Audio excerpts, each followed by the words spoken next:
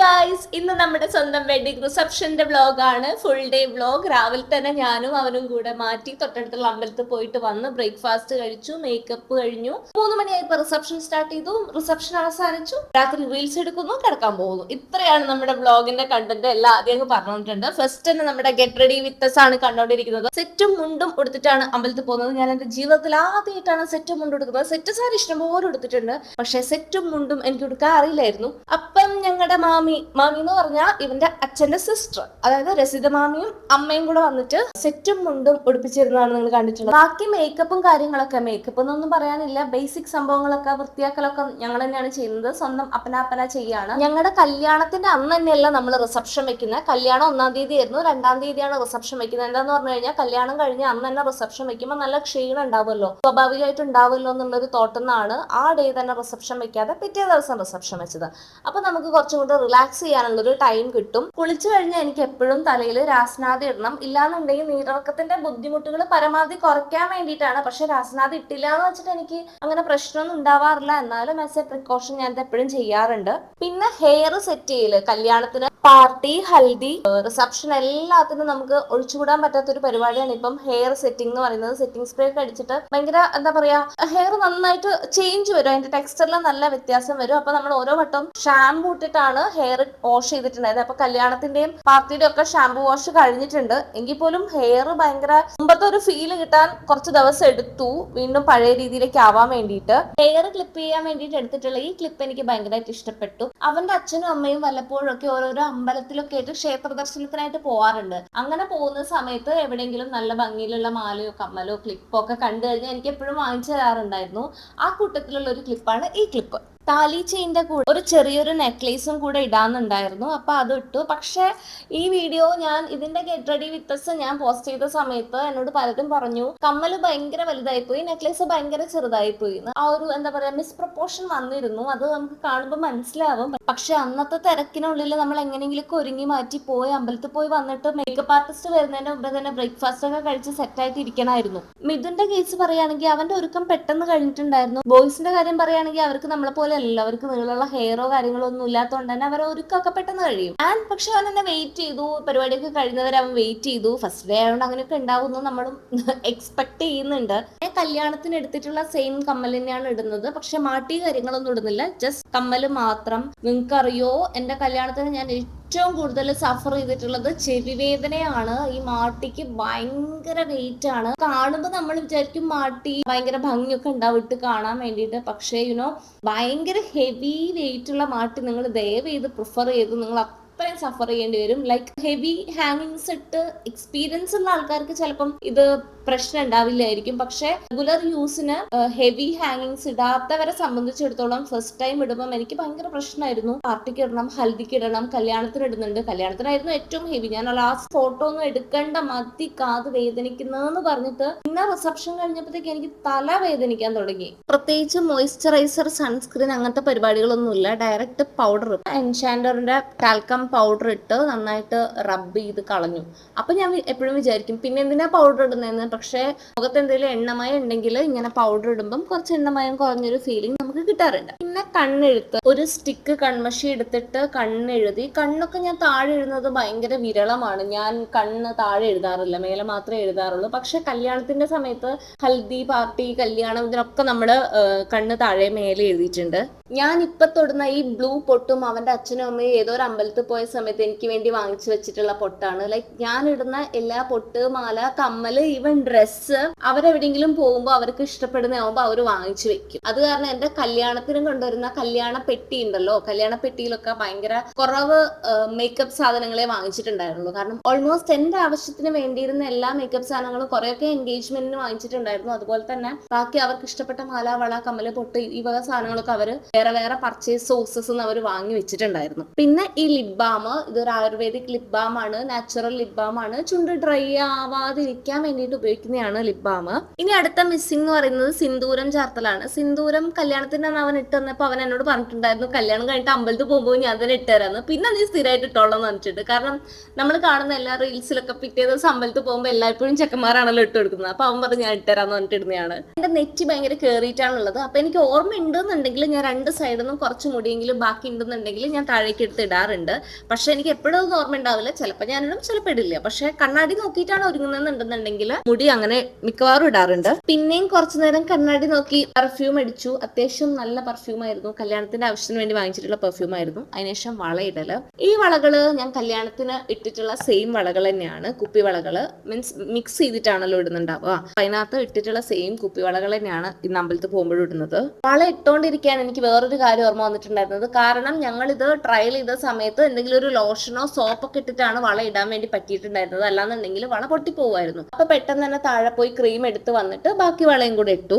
അപ്പൊ ഇതോടുകൂടി ഞങ്ങളുടെ ഗെറ്റ് റെഡി വിത്ത് അസ് കഴിഞ്ഞിട്ടുണ്ടായിരുന്നു. തൊട്ടടുത്തുള്ള പറമ്പിലമ്പലത്തിൽ പോയി വന്നതിന് ശേഷം ഞങ്ങൾ ബ്രേക്ക്ഫാസ്റ്റ് കഴിച്ചു. ബ്രേക്ക്ഫാസ്റ്റ് കഴിച്ചപ്പോഴേക്ക് തന്നെ മേക്കപ്പ് ആർട്ടിസ്റ്റ് വന്നിട്ടുണ്ടായിരുന്നു. അതാണ് ഭയങ്കര ഫാസ്റ്റ്. ഈ ഒരു 3-4 ദിവസം നമുക്ക് ഒട്ടും റെസ്റ്റ് ഉണ്ടാവില്ല. ആ ഒരു തിരക്ക് നമുക്ക് ജീവിതത്തിൽ ഒരിക്കലല്ലേ വരുള്ളൂ. അപ്പൊ നമ്മള് ആ ഒരു തിരക്കിനെയും കൂടെ ആസ്വദിക്കാം. എൻഗേജ്മെന്റിന്, കല്യാണത്തിന്, ഹൽദിക്ക്, പാർട്ടിക്ക് ഒക്കെ നമ്മൾ ട്രാൻസിഷൻ വീഡിയോ എടുക്കാൻ വേണ്ടിയിട്ട് ട്രാൻസിഷന് മുമ്പുള്ള പോർഷൻ നമ്മൾ എടുത്തു വെക്കും. മേക്കപ്പ് കഴിയുമ്പോഴത്തേക്കും ട്രാൻസിഷൻ എടുക്കാൻ വേണ്ടി മറന്നു പോകും. അപ്പം ഈ ഒരു വട്ടെങ്കിലും ലാസ്റ്റത്തെ ആണ്, ഇനി ഒരു മേക്കപ്പ് ഇല്ല, റിസപ്ഷനോട് കൂടി പരിപാടി എല്ലാം കഴിയാണ്. അതുകൊണ്ട് തന്നെ നമ്മൾ ഓർത്ത് ട്രാൻസിഷൻ എടുത്തു. നിങ്ങൾക്ക് അറിയോ, എന്റെ മേക്കപ്പ് വളരെ നല്ലതായിരുന്നു. ഭയങ്കര അഫോർഡബിൾ റേഞ്ചിലാണ് അവർ ചെയ്തു തന്നിട്ടുണ്ടായിരുന്നത്. ഇലുമിനേറ്റ് ബ്യൂട്ടി എന്ന് പറയുന്ന പേജ്. എന്റെ കല്യാണത്തിന് ഞാൻ പർച്ചേസ് ചെയ്യുന്നത് കല്യാണത്തിന്റെ 4 ദിവസം മുമ്പാണ്. ഈവൻ ജ്വല്ലറീസ് ഞാൻ 1 വീക്ക് എഗോ ആണ് ഞാൻ നോക്കുന്നത്. ജ്വല്ലറി സാധനങ്ങൾ, എല്ലാ സംഭവങ്ങളും, എല്ലാ പർച്ചേസും. സാരി മാത്രം 1 മന്ത് ബാക്ക് ഞാൻ വാങ്ങി വെച്ചിട്ടുണ്ടായിരുന്നു. ബാക്കി കംപ്ലീറ്റ് പർച്ചേസും പ്രീ വെഡിങ് ഷൂട്ടുകളും കാര്യങ്ങളും ഒക്കെ കല്യാണത്തിന്റെ തൊട്ടടുത്തുള്ള ഒരാഴ്ചയാണ് ഞാൻ ചെയ്തിട്ടുള്ളത്. പോരാത്തതിന് മെയ് മാസത്തെ ഭയങ്കരമായിട്ടുള്ള ചൂടും. അപ്പം അത് കാരണം എന്താ സംഭവിച്ചതെന്ന് പറഞ്ഞു കഴിഞ്ഞാൽ മൊത്തം ടാൻ അടിച്ചു. കയ്യിലും മുഖത്തൊക്കെ ഇഷ്ടം പോലെ. അതായത് നിങ്ങൾ ആരും അത് ട്രൈ ചെയ്യരുത്. നിങ്ങൾ എന്തെങ്കിലും പർച്ചേസ് ചെയ്യാൻ ഉദ്ദേശിക്കുന്നുണ്ടെന്നുണ്ടെങ്കിൽ അറ്റ്ലീസ്റ്റ് 1 മന്ത് ബാക്ക് എങ്കിലും നിങ്ങൾ എല്ലാം സെറ്റ് ആക്കി വെക്കണം. നിങ്ങൾ ഈ ഹറിബറിയിൽ പോയിട്ട് ഒരു സംഭവങ്ങളും പർച്ചേസ് ചെയ്യാൻ വേണ്ടി നിൽക്കരുത്. അപ്പം എനിക്ക് പറ്റിയിട്ടുള്ളത് എന്താ വെച്ചാൽ എൻഗേജ്മെന്റും കല്യാണവും അടുപ്പിച്ച് വന്നത് കാരണം എനിക്ക് തീരെ ഗ്യാപ്പ് കിട്ടിയിട്ടുണ്ടായിരുന്നില്ല. അത് കാരണം എനിക്ക് ഇങ്ങനെ ഒരു പർച്ചേസ് ചെയ്യേണ്ടി വന്നു. ഭയങ്കര ടാൻ അടിച്ചു. അത് അവര് വളരെ ഭംഗിയായിട്ട് അവരെ കൊണ്ട് പറ്റുന്നതിന്റെ മാക്സിമം അവര് ആ ടാൻ ഒക്കെ കവർ ചെയ്ത് തരാൻ വേണ്ടിയിട്ട് ശ്രമിച്ചിട്ടുണ്ട്. പാർട്ടിക്ക് ഇട്ടിട്ടുള്ള സെയിം ഓർണമെന്റ്സ് തന്നെയാണ് ഞാൻ റിസപ്ഷൻ ലുക്കിലേക്ക് ആഡ് ചെയ്തിട്ടുള്ളത്. പക്ഷെ ഇത് പെട്ടെന്ന് കാണുമ്പോൾ ചില ആളുകൾക്ക് ഇത് മനസ്സിലാവില്ല. കാരണം എനിക്കിത് മനസ്സിലായിട്ടുണ്ടായിരുന്നില്ല. ലൈക്ക് ഫോട്ടോ കാണുമ്പോൾ പാർട്ടിയുടെ ഒരു യെല്ലോ കളർ വരുമ്പം ഈ ഓർണമെന്റ്സിന് വേറൊരു ഷെയ്ഡും റിസപ്ഷൻ ലുക്കിൽ വരുമ്പം ഇതിന് വേറൊരു ഭംഗിയാണ് കൊടുക്കുന്നതാണ് എനിക്ക് പേഴ്സണലി തോന്നിയിട്ടുള്ളത്. ഞാൻ നോക്കിയപ്പോൾ എന്തിനാ വെറുതെ 2-3 ഓർണമെന്റ്സ് റെന്റൽസ് തന്നെയാണ് എടുത്തിട്ടുള്ളത്. ഈവൻ ദെൻ എന്തിനാ എടുക്കുന്നത് എന്നുള്ളൊരു ചിന്ത കൊണ്ട് ഞാൻ റെന്റൽസ് ആണെങ്കിൽ പോലും രണ്ടും സെയിം തന്നെ യൂസ് ചെയ്തിട്ടുണ്ടായിരുന്നത്. ബൈ ദ വേ, ഉറക്കം നല്ലപോലെ വരുന്നുണ്ട്. ഇവരിപ്പൊ ചെയ്തുകൊണ്ടിരിക്കുന്നത് ഏറ്റവും കൂടുതൽ ടൈം എടുക്കുന്ന ഒരു സംഭവമാണ് ഹെയർ. ഭയങ്കര ക്ഷമ വേണം ഈ സംഭവം ഒന്ന് സെറ്റ് ചെയ്തെടുക്കാൻ വേണ്ടിയിട്ട്. മേക്കപ്പ് ചെയ്ത് വന്നപ്പോഴത്തേക്ക് എന്നെ കാണാൻ ഒരു പാവക്കുട്ടിനെ പോലെ എനിക്ക് തോന്നി. എനിക്ക് ഭയങ്കര ഇഷ്ടപ്പെട്ടു. ഒരു ഡോളിനെ പോലെ ഇരിക്കുന്നു. എന്ന് പറഞ്ഞാൽ എന്റെ ഈ ചക്കാമുഖത്ത് ഞാൻ മേക്കപ്പ് സ്യൂട്ട് ആവുമെന്ന് ഞാൻ ഒരിക്കലും വിചാരിച്ചിട്ടുണ്ടായിരുന്നു. കാരണം ഞാൻ ഈ പൗഡർ അല്ലാതെ ഫൗണ്ടേഷൻസ് യൂസ് ചെയ്തിട്ടുള്ള സിറ്റുവേഷൻസ് ഭയങ്കര കുറവ്. വിരലിലുണ്ടാവുന്ന ടൈം മാത്രമേ ഞാൻ ഫേസിൽ ഫൗണ്ടേഷൻ യൂസ് ചെയ്തിട്ടുള്ളൂ. അപ്പൊ എന്താന്ന് പറഞ്ഞാൽ വേറൊരു സംഭവം എനിക്ക് ഫേസിൽ പറ്റാറില്ല. എന്റെ മുഖത്ത് ഞാൻ വേറൊരു സംഭവം ഇടാറില്ല. അപ്പം ഇങ്ങനെ മേക്ക് ഓവർ തന്ന ഒരു ലുക്ക് മാറ്റിയപ്പോ എനിക്ക് ഭയങ്കര സന്തോഷമായി. എന്റെ ഈ 3 ലുക്കിൽ, അതായത് വെഡിങ്ങിന്റെയും പാർട്ടിയുടെയും ഒക്കെ വെച്ച് നോക്കുമ്പോൾ എനിക്ക് ഏറ്റവും ഇഷ്ടപ്പെട്ടിട്ടുള്ള സംഭവം എന്ന് പറയുന്നത് ഈ ഒരു റിസപ്ഷൻ ലുക്കാണ്.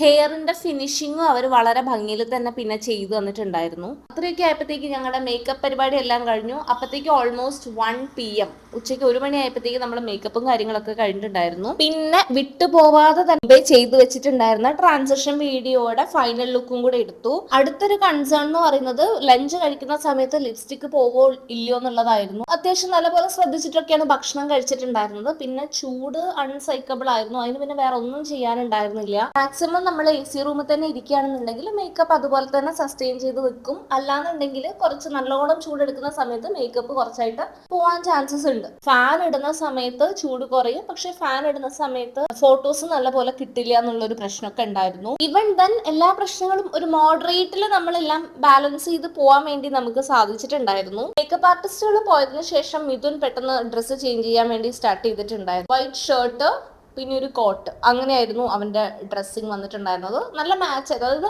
നമ്മുടെ കപ്പിൾ ഫോട്ടോസ് ഒക്കെ ഭയങ്കര ഭംഗി ഉണ്ടായിരുന്നു റിസപ്ഷൻ്റെ എന്നുള്ളത്. അപ്പൊ എന്റെ വീട്ടിൽ നിന്ന് എല്ലാവരും, എന്റെ എല്ലാ റിലേറ്റീവ്സും ഫ്രണ്ട്സ് ഒക്കെ പറഞ്ഞിട്ടുണ്ടായിരുന്നു റിസപ്ഷന്റെ അടിപൊളി കോസ്റ്റ്യൂമാന്ന് പറഞ്ഞിട്ടുണ്ടായിരുന്നു. എന്നെ പോലെ തന്നെ മിഥുനും ഫസ്റ്റ് ടൈമാണ് ഇങ്ങനെ ഒരു മേക്ക് ഓവർ ചെയ്യുന്നത് എന്നാണ് എൻ്റെ ഒരു അറിവ്. മുമ്പേ ഉണ്ടായിരുന്ന അവന്റെ റിലേറ്റീവ്സിന്റെ ഫംഗ്ഷൻസിലൊന്നും ഇങ്ങനെ ഒരു രീതിയിലുള്ള മേക്ക് ഓവർ ഒന്നും അവൻ ചെയ്തിട്ടുണ്ടായിരുന്നില്ല. അവനും ഭയങ്കര ഹാപ്പി ആയിരുന്നു. നമ്മൾ കുറെ പട്ടിഷോ ഒക്കെ കാണിച്ചിട്ടുണ്ടായിരുന്നു. കാരണം മിറർ സെൽഫി ഒക്കെ എടുത്തായിരുന്നു. കുറെ എൻജോയ് ചെയ്തിട്ടാണ് റിസപ്ഷന്റെ മേക്ക് ഓവർ നമ്മൾ രണ്ടുപേരും ചെയ്തിട്ടുണ്ടായിരുന്നത്. കാരണം ടൈം ലിമിറ്റ് എന്ന് പറഞ്ഞാൽ ഉച്ചയ്ക്കാവുമ്പോഴത്തേക്ക് മാറ്റിയാൽ മതി. അപ്പം ഭയങ്കര ഹറി ബറി അങ്ങനത്തെ സംഭവങ്ങളൊന്നുമില്ല. പിന്നെ നമ്മൾ രണ്ടുപേരും നല്ല റിലാക്സ് ചെയ്തിട്ടാണ്, എന്താ പറയാ, ഒരുപാട് സംസാരിച്ച് മ്യൂച്വലി കണ്ടോണ്ട് അങ്ങനെ അങ്ങനെ അങ്ങനെ അങ്ങനെ മാറ്റിയതാ. കല്യാണത്തിനെ പോലെ മേക്കപ്പ് പോകുന്നതിന് മുമ്പ് കുറെ ഫോട്ടോസ് എടുത്തു വെക്കുക എന്നുള്ള ഒരു ഓപ്ഷൻ റിസപ്ഷൻ ഉണ്ടായിരുന്നില്ല. കാരണം എന്താന്ന് പറഞ്ഞു കഴിഞ്ഞാൽ ഉച്ച സമയത്ത് ഭയങ്കര കത്തി നിൽക്കുന്ന വെയില. നമുക്ക് ഔട്ട്ഡോർ എടുക്കാൻ പോയി കഴിഞ്ഞാൽ നമ്മുടെ ഉള്ള മേക്കപ്പും കൂടെ പോകും. നമ്മൾ AC നിന്ന് ഇറങ്ങി കഴിഞ്ഞാൽ നമ്മുടെ മേക്കപ്പ് പോകും. അമ്മാതിരി ചൂടായിരുന്നു.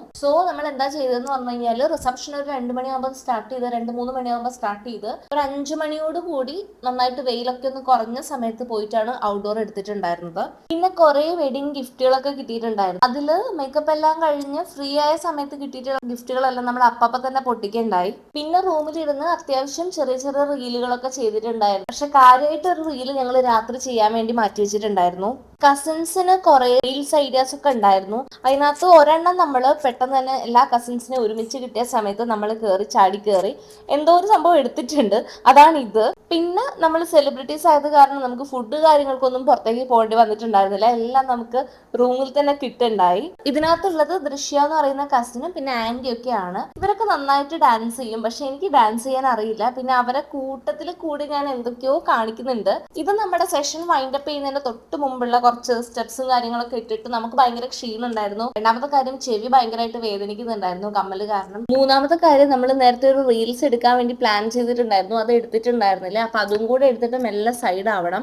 റൂമിൽ ചെന്ന് കാര്യമായിട്ട് റീൽസ് തപ്പി അവസാനം ഞങ്ങൾ ആ റീൽസ് കണ്ടുപിടിച്ചു. ക്യാമറ ഒക്കെ സെറ്റ് ചെയ്ത് റീല് ചെയ്യാൻ വേണ്ടിയിട്ട് എടുത്തിട്ടുള്ള പാട്ട് ഏതാണെന്ന് അറിയോ നിങ്ങൾക്ക്? നമ്മൾ ഇതില്ലേ ഓലത്തുമ്പത്തിരുന്ന് ഊയലാട് എന്ന് പറയുന്ന പാട്ടാണ് എടുത്തിട്ടുള്ളത്. അപ്പൊ അതിനകത്ത് കൊഞ്ചിക്കുന്ന ഒരു സീനാണ്. നമ്മളിങ്ങനെ ഭയങ്കര റിലാക്സ് ചെയ്ത് പാട്ടുപാടി എടുത്തതാണ്. ഭയങ്കര, പക്ഷെ എനിക്ക് എന്റെ ഫേവറേറ്റ് റീലാട്ടോ. അതായത് നമ്മുടെ കല്യാണമായിട്ട് റിലേറ്റ് ചെയ്ത് വരുമ്പോൾ എനിക്ക് സേവ് ദ ഡേറ്റിന് എല്ലാ ഷൂട്ട്സും ഇഷ്ടമാണ്. അതുപോലെ തന്നെ അത്ര തന്നെ ഇഷ്ടമുള്ള ഒരു സംഭവമാണ് ഇത്, ഈ ഓലത്തുമ്പത്ത്. ഞാനിത് ഇടയ്ക്കിടയ്ക്ക് എടുത്ത് കാണാറുണ്ട്. അതായത് എനിക്ക് ഭയങ്കര ഒരു സന്തോഷം തോന്നുന്ന ഒരു സംഭവമാണ് ഈ സംഭവം. ഇത് ഞങ്ങൾ ഷൂട്ട് ചെയ്തപ്പോൾ 2 സൈഡിൽ വരുന്ന പോലെ ചെയ്തിട്ടുള്ളത്.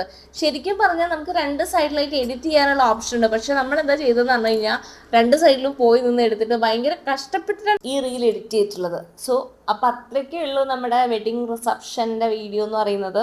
കുറെ നാളായിട്ടുള്ളൊരു ഉറക്കളക്കലും ക്ഷീണവും കാര്യങ്ങളൊക്കെ ഇന്നത്തോടു കൂടി ഒരു അവസാനവും. നാളെ, അതായത് 3-ാമത്തെ ദിവസം, കല്യാണം കഴിഞ്ഞ് 2-3-ാമത്തെ ദിവസം എൻ്റെ വീട്ടിൽ നിന്ന് കുറച്ച് ഫാമിലി, റിലേറ്റീവ്സ്, നെയ്ബേഴ്സ് ഒക്കെ വീട്ടിലേക്ക് വരുന്നുണ്ട്.